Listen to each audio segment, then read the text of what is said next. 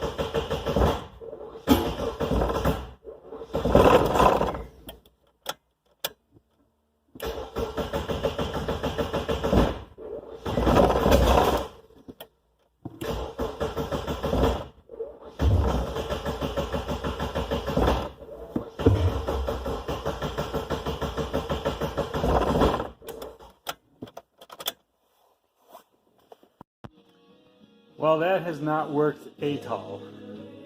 I think I figured out what my problem is. I had no cranking enrichment and I had 30% cranking enrichment and I had no warm-up enrichment in my fuel map. So I'm going to add a whole bunch of fuel and we're going to try this again. I think that's what it needs. We will see what happens. I'm going to put about 400% in. It is about 25 degrees today. The last time I ran the car it was 60 or 70.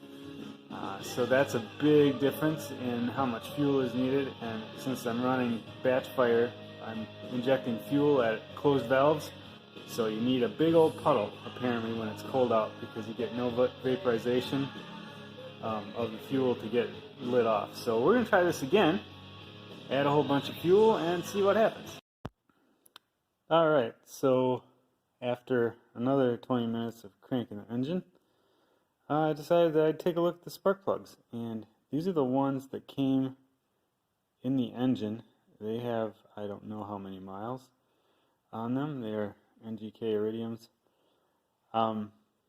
This being a budget project, and given that it started with the original plugs, I thought I'd try to run them.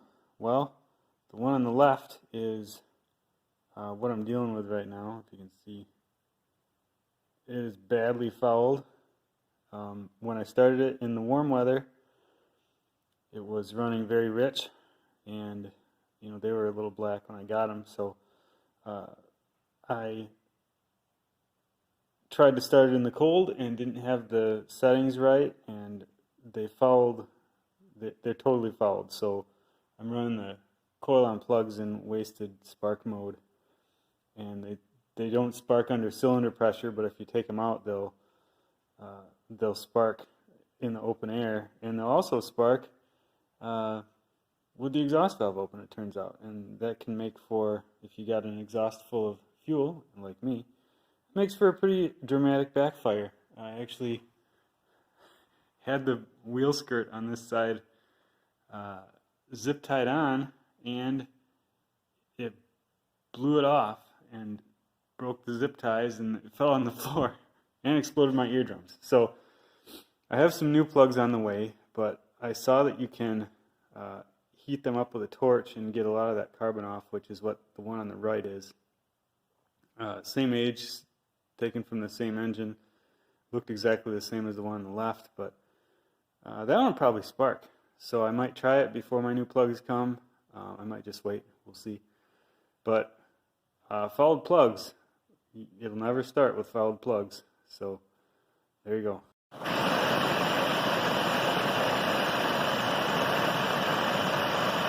key here is to get it good and hot so it burns off all the junk that you got in there. Mostly the electric. That's good.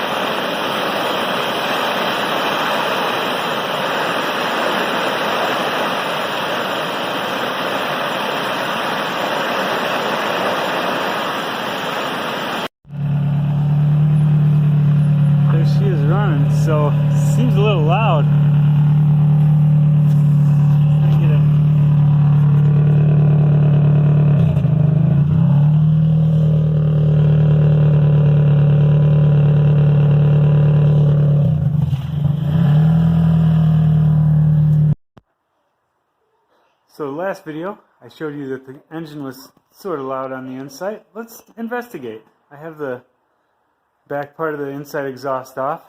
I've got a 2.5 inch to a V-band, and then I'm just using the factory inside exhaust, or at least I used to be. So I'll show you what I found. I told you I had a little bit of a backfire. Let's see what we got here. Alright, so there, yeah, okay. Seems okay, seems okay. Well, that's not so good.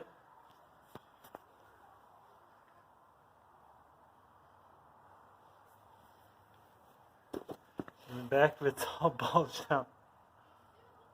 Yeah, this used to be concave.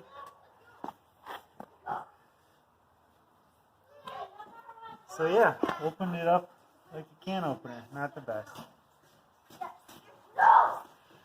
Now the question is, can I beat that back together and weld it back up? I'm not looking to put a new exhaust on this thing yet until I add the turbo, and then I'll redo it all. So here we go. Okay, so as I said, I'm not buying a new muffler right now. Check that out. Just beat it back together and welded it back up. And I bet you'll be ready to go for testing at least. So, like I said, I'm going to do the exhaust in the future, but right now it's not top priority for me, so having something that's quiet and can be used for base tuning on the engine when I'm driving around without costing much money is my goal. I'm sure it'll be louder because the baffles are all sorts of screwed up in there, but we'll see how much louder it is.